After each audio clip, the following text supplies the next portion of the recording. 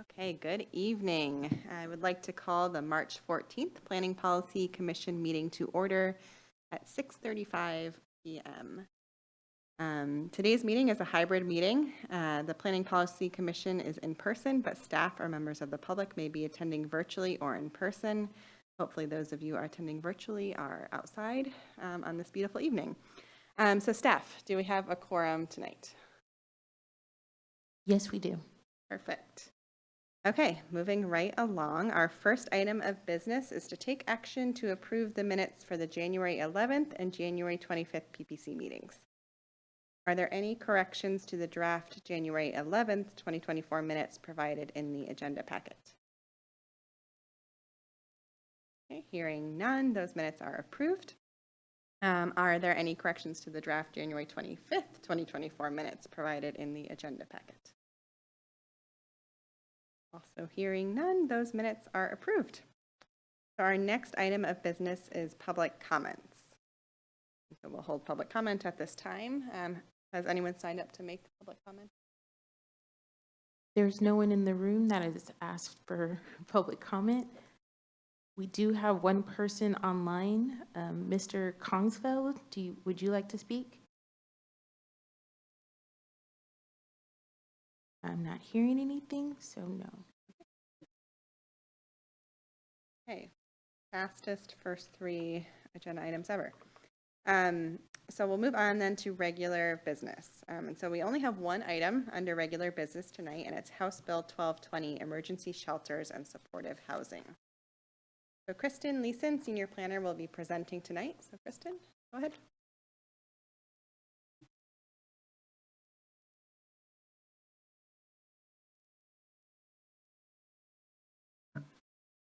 All right, thank you very much. Yes, I'm Kristen Leeson, Senior Planner. Tonight we're going to talk about amendments for House Bill 1220, which is in regards to emergency shelters, emergency housing, permanent supportive housing, and transitional housing. So our protocol for tonight is to review and provide feedback on the proposed amendments. Any direction needed is that, are there any additional regulations that should be considered in the ordinance to address public health and safety for these uses? I'll bring that up again at the end. So you may remember this, we use it whenever we talk about housing, but it's the housing continuum, sort of our length of, or our different types of housing, and usually these are covering the last two, the affordable rental ownership and market rate rental and ownership, but these are addressing unsheltered homeless, emergency shelter, transitional supportive housing, and subsidized housing. That is what these amendments will help address. So House Bill 1220 became effective in September of 2021. As I noted, it requires that jurisdictions allow emergency shelters, emergency housing, permanent supportive housing, and transitional housing within their jurisdictions. You may regulate for reasonable occupancy, spacing, and intensity of use, as long as it doesn't prohibit that use within your city. And may means don't have to. It's an option, and there's not really any guidance on how to do that.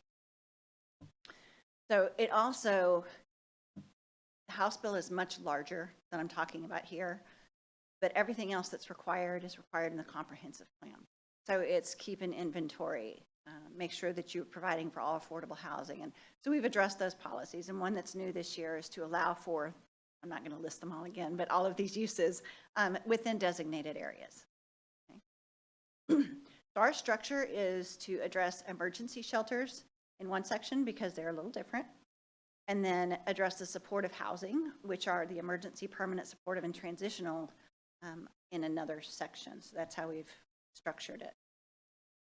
The emergency shelters, and I've actually given a heads up to Commissioner Altamore that she may be my phone a friend for tonight because she is very educated in this area. She's an expert.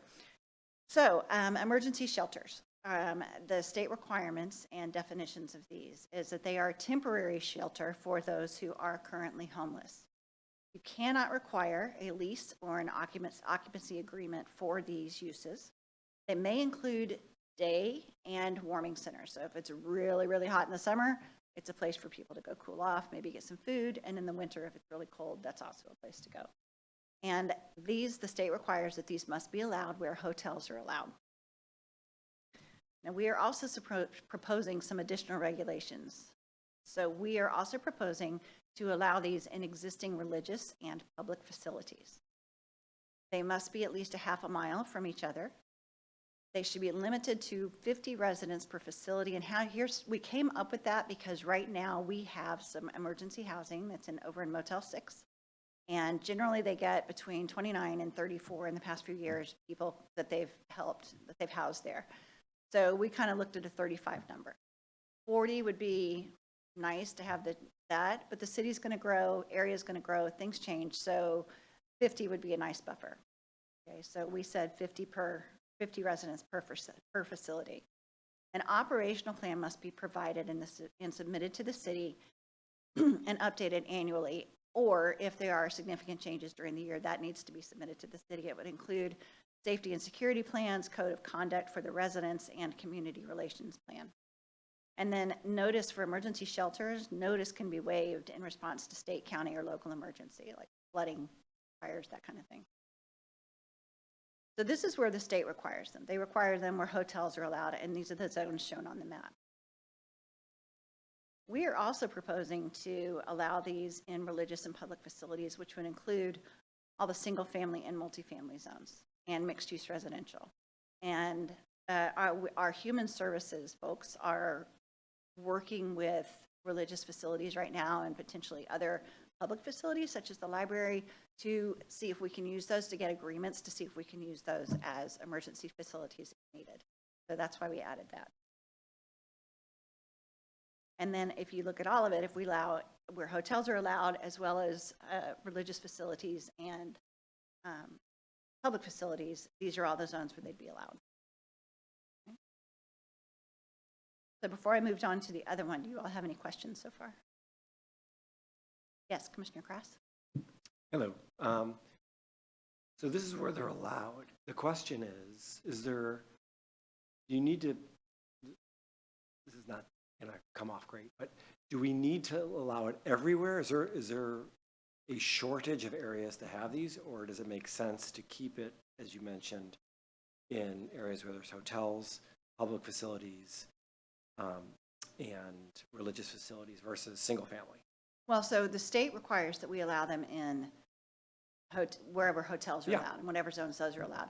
We're proposing to allow them in these zones, but this is because this is where religious facilities and public facilities. So the religious are in single family areas. Right. It's not like these will be in single family residences. These will Right. be in the, okay. That makes Right. more sense. And so, there are a lot of churches that are located, say, in single family suburban. Yeah. And we'll need those sites. Commissioner Smoide. Yeah, and I guess the question, if you could pull up the slide for the hotels, the areas that are zoned for hotels. Okay, good. Yeah, so I see that it's not too many areas when you It's look. not. Yeah, and that's probably why the proposal is to add those additional areas as well. Okay, thank you. You're welcome. And then I think Commissioner Milligan. Thank you. Okay, and then the next slide that has the additional, the one that has all of them. Thank you. So are you saying that every area that has any color in it is the zoning area where it would be allowed? Yes, but only in an existing church or an existing public facility. So that would be City Hall. Yeah. That would be not necessarily in the whole. So I know close to City Hall, there is a church that is in a single family zone. So it would be allowed in that church, but not in, you can't tear down homes or take homes and build a shelter there. It just has to go within the existing church or the existing facility. Thank you. Yeah. Yeah, And that's- I was looking for clarification because it went too fast for me. And then that's noted in the permitted uses table too in the draft that we have. And then the second thing was that you just used the word existing.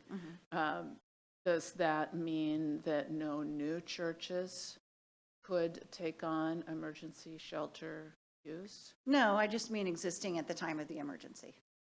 So, yeah. At the time of the emergency. Right. Okay. Right. Kind of confusing.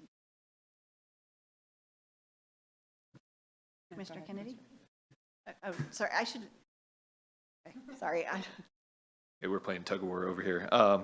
Couple questions. One, can you provide some context on the basis for establishing the half-mile spacing? Because some of the examples you brought up, like what if it's a city hall in the community center?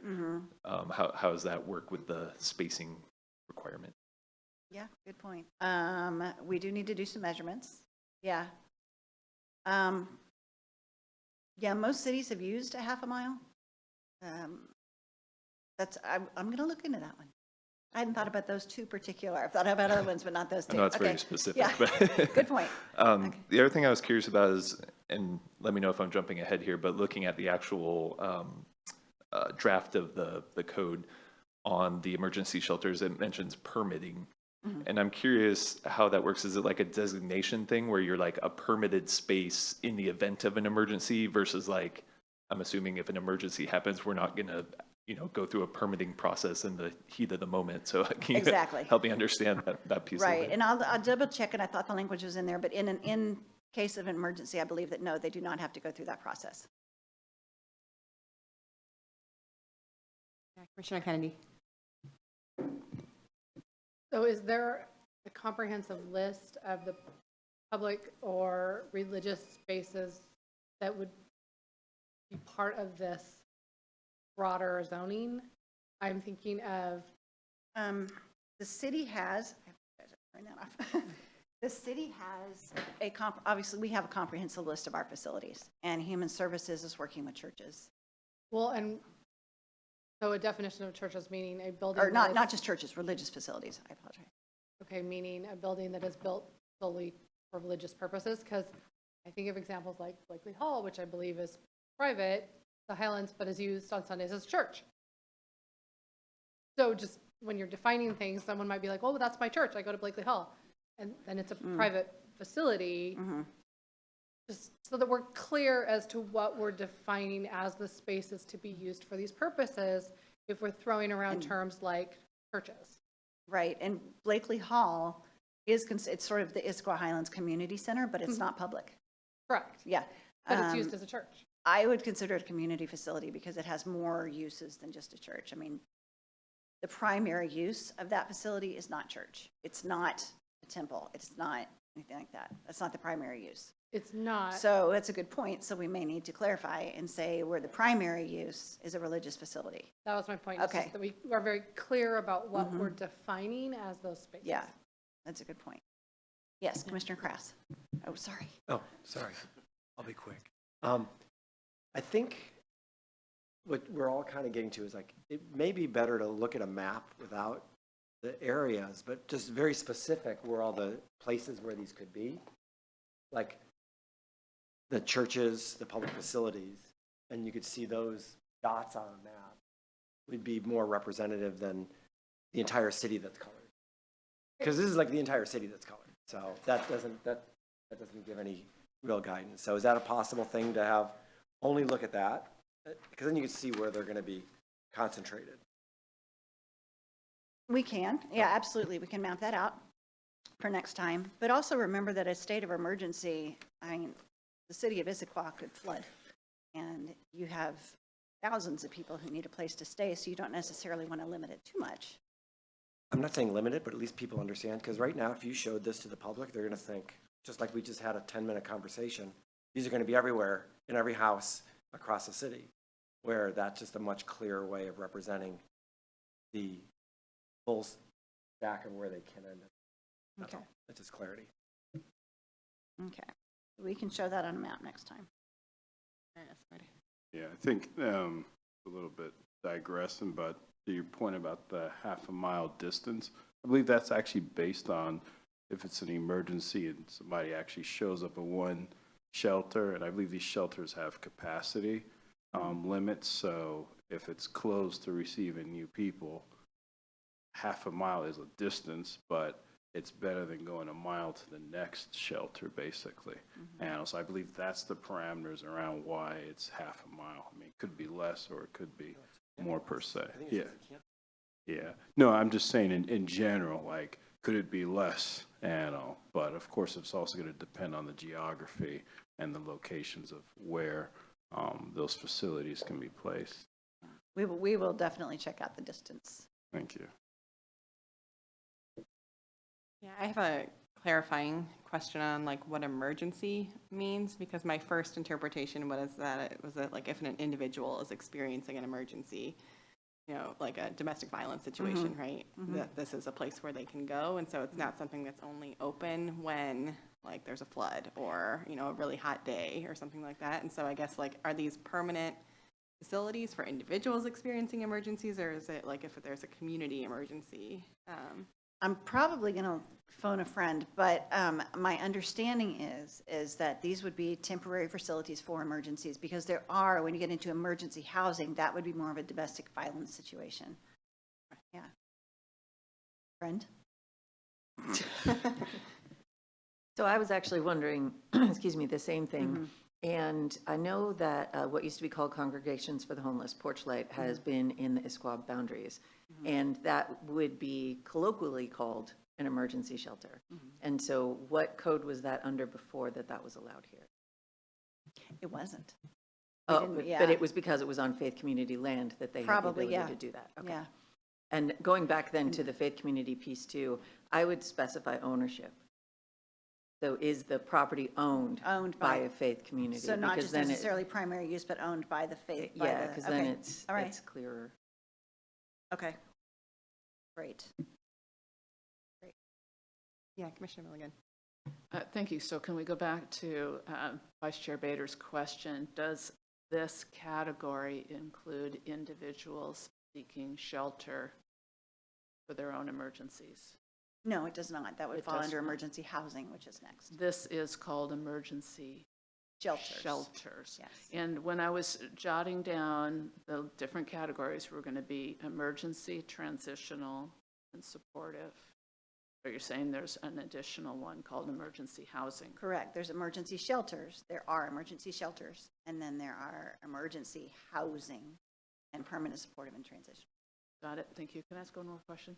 Is the number 50, I don't know if I care that much. I was thinking of proportionality to the city our size, and you had a range that you were looking at, and you decided to go with the higher range in this draft.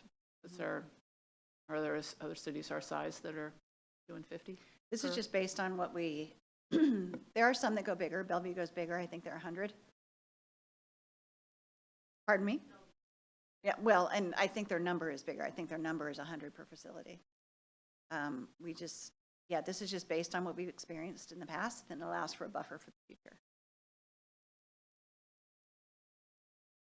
Yeah, perhaps. I think I have a better question about the permitting piece. I was looking a little closer at the code. Letter A in the emergency shelter talks about a temporary use permit for emergency shelter, and then letter D talks about more of the what you were referring to of it not being required in an emergency. I think it might contradict a little bit that, or my understanding's not clear. Okay. I'm going to check that one out. The permitting. All right. I'm not a Any current other- planner, so I need to do a little research on that one. Any other questions? Yeah. Kennedy. Are schools included? No. That's not what we were considering, no. But they, but that what's- doesn't mean that they can't be. I mean, we can Yeah, look what's into it. We just public? said public, when we said public facilities, and we were thinking city-owned public facilities, but we can certainly. I assume schools. So you all would like to include schools potentially? Lots of nodding.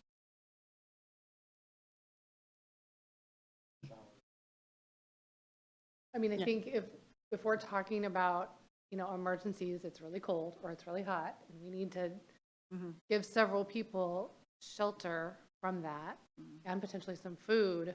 I mean, during the week, obviously during the school year, it doesn't work very well, but on the weekends or the evenings or whatever, I mean, they do have big common areas and kitchens. Okay. Yeah. I mean, is there like a more of a clarification, like you said, during the school year, is they're going to be going to school? So is it something more so if like a flood happens or an earthquake happens, then that's the place everyone goes to, as opposed to if somebody in that emergency situation is losing their home and they're going to be homeless? I'm not sure if that a school would apply in that end, at least No, during so the school year. if someone's going to be is at risk of becoming homeless, Yeah. then that's more of an emergency housing situation or a permanent supportive housing situation or transitional, any of those. The other one could apply, but it could happen during the school. Say it's really, really hot one day and people who are homeless need a place to go cool off and stay safe and get food. That would be a state of emergency, in which case, no, a school might not be used if it's in September. So, Yeah, that's where I was looking at the clarification or even some boundaries on that end, on where to pick, depending on the emergency event per se. I'm looking at the definition of emergency shelter too, and kind of what we're talking about is like, right, if there's a heat wave and people don't have air conditioning and they're not homeless, right? It's Right. just their homes are inadequate for that moment, yet the definition says it's for individuals or families who are currently homeless. Right.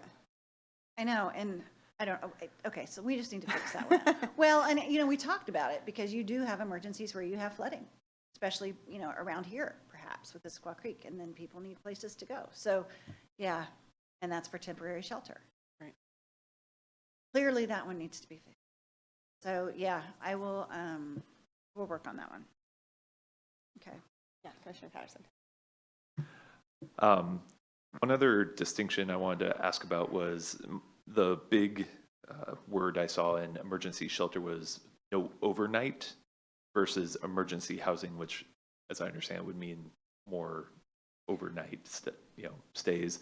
How does that pertain? I'm thinking again, like the situation of like, say 100 people are displaced due to an emergency like flooding and they can't go to their homes. No, you can do it overnight. Oh, It just says that it may also include day shelter and warming centers. Okay. Yeah, Gotcha. so they can stay there overnight. I think Commissioner, okay. Commissioner Kennedy. Not to rat hole us, but now I'm thinking of staffing. Because like it's community center, there's usually staff there. But say we do go down the road of schools and it's the middle of summer and it's really hot and no one's there to actually let anyone in and staff it and do what needs to be done in that building because it's fairly closed during the summer. Just as we think through what this list looks like and really defining what these potential facilities are, how we staff them if they're not normally staffed at a time when we could otherwise use them. So one of the things that we required is an operational plan. So if a site is identified ahead of time, they need to provide us with an operational plan and say, this is who gets to come in. They're homeless. They, have to be out by 8 o'clock, or if it's a daytime center, it doesn't matter. They have to be in by 8 o'clock at night. There are operational plans that are in place for those as well.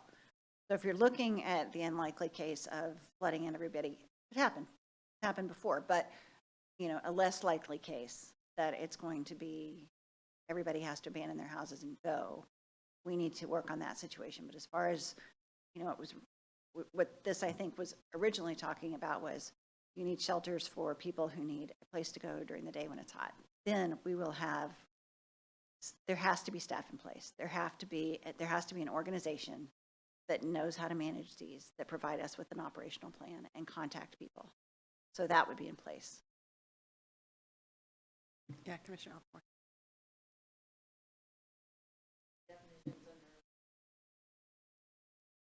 Thank you. Emergency housing and emergency shelter, are those from the state law or are those in our code? State. Okay. Makes no sense. I know we've had some trouble with it. Yeah.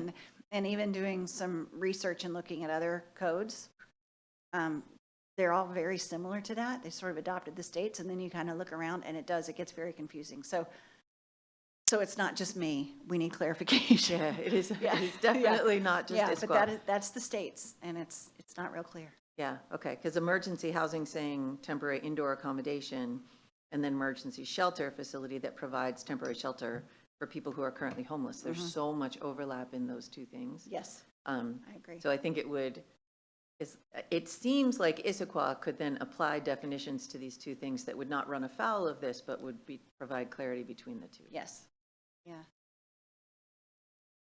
Okay. I'm just thinking. Yeah, Commissioner Mulligan. And thank you. So you could add to the definition that it provides for those who are currently homeless and others in need of shelter. Right, okay. And the other was, and thank you all for bringing your code with you. I don't have my computer with me. I have two more questions. The emergency, is it a declared state of emergency? How do we determine there is an emergency? Yes, and that's what it says in the code. It says a declared local, county, or state. you. Local, Okay. local, all the Okay. government Okay, thank you. emergencies. And then that brings me to my last question, is that if I understand correctly, this is about an allowed use in a use table with these stipulations. And so it doesn't mean that because it's allowed, that it is a shelter. Correct. Correct. It's allowed It's to be a allowed. shelter. Right. And so just because you have a school, when we declare a state of emergency, doesn't mean that that school is an emergency shelter. No, and that's It's why I said the just human allowed. services staff Yeah. is working with these facilities Yes. to get agreements, because we just can't say you're a shelter. We have to have agreements with these places before Yes. it can happen. Good, and okay, Yeah, yes. okay. Anything else? We got through it. Okay. Going once? Okay. So now, there we go. Moving on to emergency house. So I'm going to talk about these three. So emergency housing. These are all going to fall under supportive housing. The first one I'm going to talk about is emergency housing. So the state requirements and definitions. It's a temporary shelter for those who are homeless or at imminent risk of becoming homeless. Okay? So this is what we have now over at Motel 6, where people need a place to stay for a few months, help them get back on their feet. They address the basic needs. They may not, again, require a lease or an occupancy agreement. And they must be allowed where hotels and residential uses are allowed, state requirement. Permanent supportive housing. It is subsidized, leased housing with no limit on the time of stay. It addresses, again, the basic needs, basic human needs, and prioritizes people who need comprehensive support services to help retain tenancy. So somebody's struggling, they've had an apartment, they're about to lose it, they need help on how to manage a budget so that they can stay in that place. Those are some of the support services. Continued, voluntary services are provided for those with complex behavioral health or physical issues. And they must be allowed where hotels and residential uses are allowed. Well, so this is more very akin to, say, Leo House. Where, are you all familiar with that? Where people, maybe older people with mental disabilities, cannot live on their own and they need permanent supportive housing. And they may be able to transition out, but it may be a permanent. Transitional housing. We actually have right now about 100 transitional housing units in the city. These are already allowed. They're at Rosecrest and the YWCA, Monty House, yeah, a few other places. We already have this here. It's housing and supportive services to homeless persons or families for up to 2 years. It may sometimes be extended by the program that's running it, but it's usually about 2 years. Facilitates movement of homeless persons to independent living. And then again, it must be allowed where hotels and residential uses are allowed. You see, they're all allowed, they're all required to be allowed in the same spaces. We group them together because they're very similar. So for the density for these, they are limited in the mixed use and commercial zones. They're limited to 100 residents per facility. And there's no distance limitation on these. And so we did that because if you are in say, the urban core, there is no density requirement there, and you could have 500 units, which may get some resistance to it. We want these to be welcoming places. If you are in a residential zone, any of the single-family or multifamily zones, those are automatically limited. They have limited density, so it's up to 29 units per acre in multifamily high. And then, single-family suburban is 4.5 units per acre. So however many residents can fit within those units per acre, that's what is allowed. They also must provide an operational plan, just like the shelters. And these will always have someone, these are typically facilities that will be built or purchased by a program. And they will have people nonprofits that run these facilities. They will have safety and security plans, just like the others. They will have a code of conduct for residents, and they are provided to have a community relations plan. So this is all the zones where those are required to be allowed by the state. All residential zones and all zones where hotels are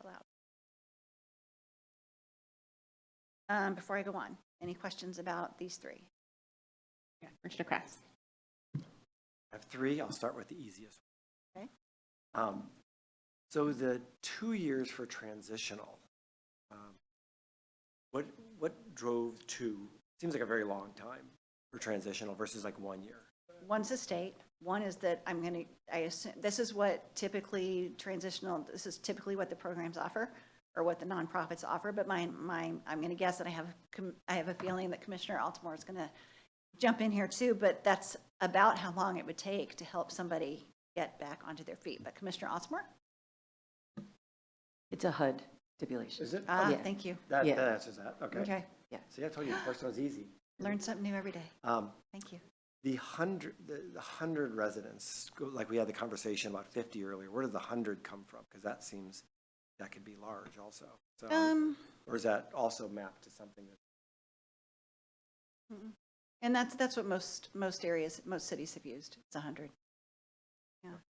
And then my harder question, which was in some of the materials, but we didn't really talk about it except for it was one line of, it's about code of conduct, what's allowed in these things, and the definition of what is actually in code of conduct. And for example, could there be a stipulation if it's not already there that there's no illegal drug use to be in these areas? Yes, and from what I've seen, most of them include it. You are allowed to screen who goes into these facilities. But can you be kicked out of these if you're doing drugs in that? I mean, they're illegal, so Well, yes. So is it? Oh, wait, good. Thank you. I love my friend. Oh, I'm curious what's actually in the code of conduct, if that's what it's called out. So you're not, for transitional housing, you have to have a lease, and you have to be under Fair Housing and the Landlord-Tenant Act. And so that lease and any of your code of conduct or any program agreement that you have cannot supersede anything that is in landlord-tenant law or in fair tenant rights. And so for illegal drug use, you can have what's called sober living, but if it is not a designated sober living facility, you cannot absolutely, by definition, kick someone out for illegal drug use for any of these. Well, unless it's just a nightly shelter. If it's somewhere where someone can stay multiple nights, that they're moving into a unit or moving into a certain designated area, you have to follow landlord-tenant law. And so that means, can you actually go for an eviction? And they are very, very difficult to get. So go back to the Motel 6 example. Can they be doing meth in those rooms? Can they be? So it depends if they are just nightly, where someone shows up at whatever time and says, I need a place to stay, and they're given a bed. Then if they are found to be smoking meth, then the operators could say, you have to leave. This is against our code of conduct. If it is multiple nights where there is an assumed living tenancy agreement, some sort of either real lease or an assumed lease, then no. They would have to actually go through an eviction process. So if someone comes in and stays for more than one night in Motel 6, they're considered a tenant and they can do whatever they want and you can't get them out? Is that, I'm just trying to understand where the lines are. I know I'm coming off as being very harsh on this one, but I think the clarity is. important. So- I'll take the barbs on this one. There was a situation within our city a few years ago where someone was squatting in a storage unit. And the owner of the storage unit had to go through the courts for eviction. We are a state that has very protective landlord tenants. And so I can't say at Motel 6 what their situation is. I just know that if there is an assumed tenancy, and then you would have to potentially go through the court. Ultimately, it comes down to the city attorney. And so whoever's operating Motel 6 would have to call the cops and say, I need you to remove this person. And the Issaquah police would then go by the rules that they are told or go back and get an opinion from the city. Thanks, I know it's a hard subject. Has this been an issue yet there, or is this all theoretical? At Motel 6? Yeah. I don't know. Not that I'm aware of. Okay. I just didn't want us to be the haven for homestay and where other cities could be tighter. It's really, there's very little that has anything to do with city regulations. Landlord tenant law is state, and it really, there's just not a lot of leeway there. Thank you, Commissioner Alpamore. Another question? Yeah, Commissioner Milligan. Okay, I have another question, but I'm just going to finish this up. So did anyone say that there could be a rule that illegal drug use is not allowed on this property, and if you are caught doing it, we'll put you through the eviction process, as long as it's a property-wide rule? Somebody say that? Or did I misunderstand? Go ahead. In theory, you can, but you have to go through the courts. In theory, you can, correct. Mm-hmm. There is somewhat of a threat of eviction, yes. Okay. But I also do want to say that there isn't a necessary propensity of the people who would be living in this house. Not saying.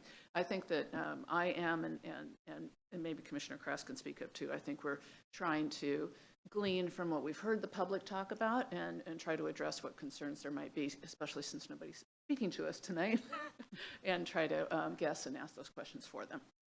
Yeah. And then another question.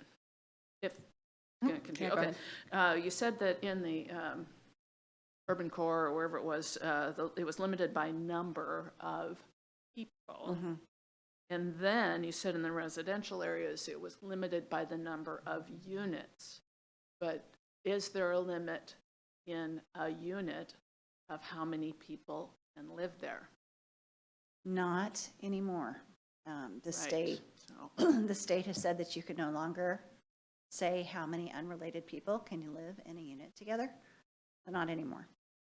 so in essence, there's a limit in the urban core, and there is no limit in the residential areas based on the technicality of that. Yes. Okay, that seems like a problem. And then let me just wrap up with that these problems that you see, some of them will need to be elevated back to the state to clarify, because sometimes they're, in best intentions, they wrote it this way and they didn't realize, oh, shoot, that doesn't work.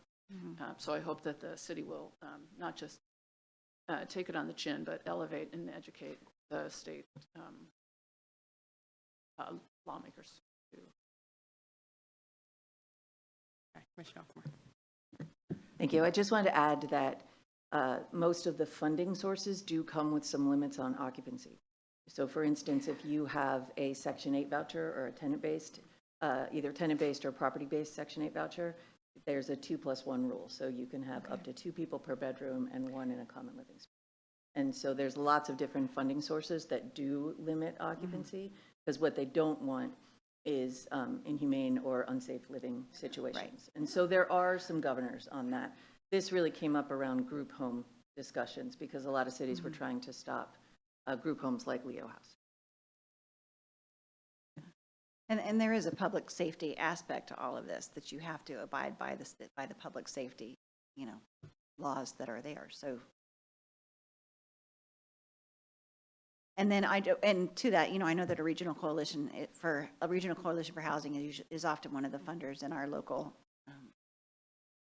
affordable housing units, and they always have conditions that are tied, and they require operational plans as Any other questions? Mr. Patterson. In regards to the operational plan, is there any criteria for that besides kind of those 3 sections that are required? Like, is there anything more that they have to supply within those sections, I guess? well. No, and, you know, a lot of cities are requiring, they're getting really, really specific on what can be required, or what is required in the operational plans. But the thing is that the state doesn't mandate it. So when we showed this to our city attorney, there can be a lot of legal issues that come up if you're requiring things. But they already require, they're used to having to do it, but, you know, organizations are used to having to do operational plans, and they've kind of figured out what works and what doesn't. It is going to sit with the police department. So they will have a copy of it. So if it gets, you know, if they're having trouble or something, they can refer to that. But no, we opted not to for legal reasons. And so is there any opportunity to like approve or reject, or is it basically like check these boxes and you've checked our box? Check the boxes. Yeah. And you know they want to be good neighbors. Sure. So, you know, they want to stay there. They're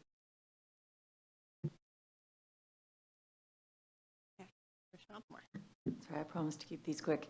So those requirements generally come with the service funding. You have to submit a really detailed plan of what you're going to do and how you're going to manage the facility, staffing numbers, et cetera. And you can't operate these facilities without the money to operate. So the requirements do come, just generally not through the code.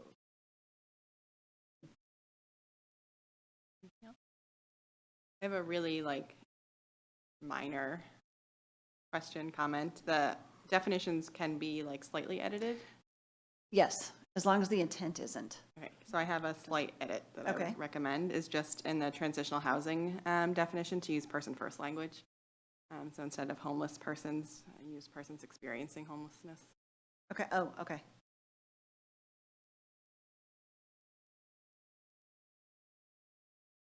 Yeah. Wait, I'm sorry, could you say that again? Instead of homeless persons, it's like people experiencing homelessness. Oh, not okay. the- Thank you. Homelessness is not what defines them as a person. Thank you. Thank you for that. So I had the same thing, thank you for bringing that up, but the permanent supportive housing, HUD's definition is really clear. And so I think it would be worthwhile to go out and grab that because it's a lot clearer than the state's and you wouldn't be messing with the state's intent. Okay. Anything else? No? Very educational. Okay. Timeline. So you all are doing the initial review. We are bringing it back for a public hearing at our next meeting. So we will bring these proposed changes that you all have recommended along with the map. We will reinvestigate the half-a-mile distance and several other things that are here. And talk with Human Services about who they're talking with or how it's going, really. Probably not who they're talking with. So the public hearing would be March 28th. In theory, it would go to the Planning, Development, and Environment Committee on April 2nd for a recommendation, and then council action on May 6th. Okay? So those can change. That's tentative. And then so I think we've covered these, but are there any other regulations that should be considered regarding public health and safety that should be included in the ordinance?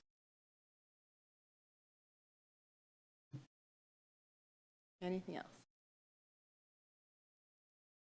Going once, going twice. Get everything you need? Okay. And remember, there's email too, so if you all think of anything between now and next Thursday. Yeah. And that's all I have. Thank you, Kristen. Thank you, commissioners. Okay, assuming you have everything you need, we can move on with our agenda to reports.